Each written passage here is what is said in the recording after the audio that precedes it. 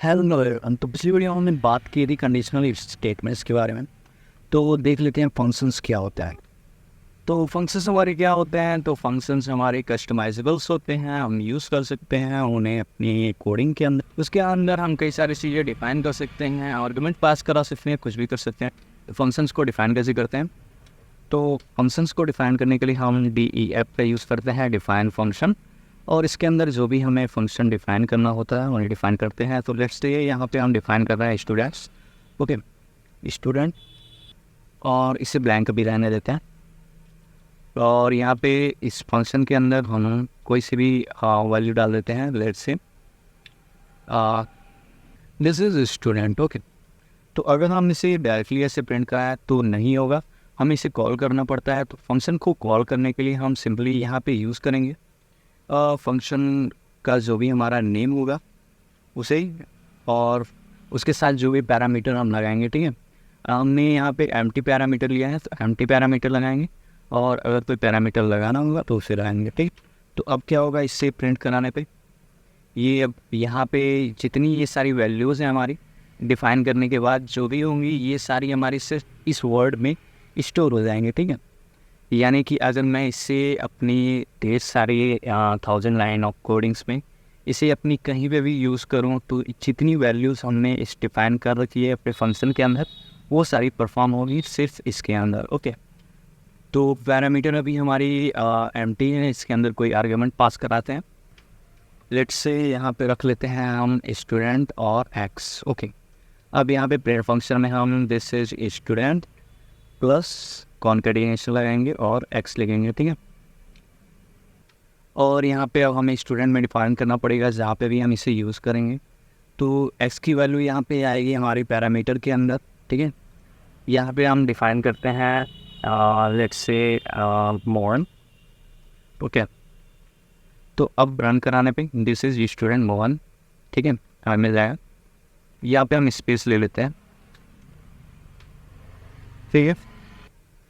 तो इससे फ़र्क नहीं पड़ता है कितनी सारी बीच में कोड्स हैं, बस अगर हमने सिर्फ इतना प्रिंट करा दिया अपनी पैरामीटर के साथ तो जो हमारी कोड होगी वो टोटली एग्जीक्यूट हो जाएगी, ठीक है। हम एक साथ मल्टीपल पैरामीटर्स का यूज़ कर सकते हैं। लेट्स से एक्स का comma y comma z, okay.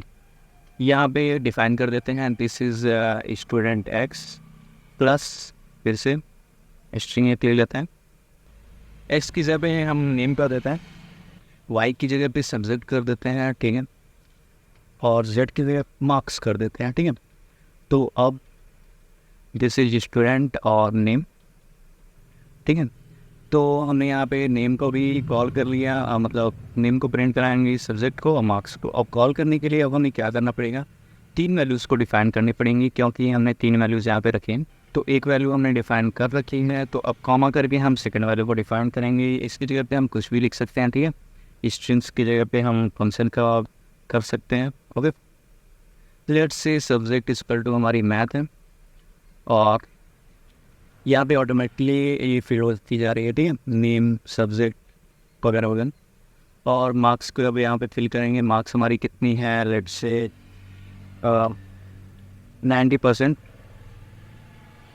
Okay. तो अब मैंने इसे कॉल कर लिया है। तो एज यू कैन सी यहाँ पे हमारी प्रिंट हो रही है, ठीक है। यहाँ पे मैं कर देता हूँ this is student Mohan with math and gained 90%। Same तरीके से हम फिर से इसे कॉल कर सकते हैं अपने शोहन या फिर राम वगैरह कह रहे हैं। लेट्स से गोपी, गोपी ऐसे स्ट्रिंग्स में रखेंगे। गोपी एक आर्गुमेंट हमने पास कर लिया। नेक्स्ट क्या है, गोपी कौन से सब्जेक्ट में, फिजिक्स लिख लेते हैं, फिजिक्स, और कितने परसेंटेज, 99%, ठीक है। तो एज यू कैन सी हमने फंक्शन का यूज़ अच्छे तरीके से करना जान लिया है, ठीक है।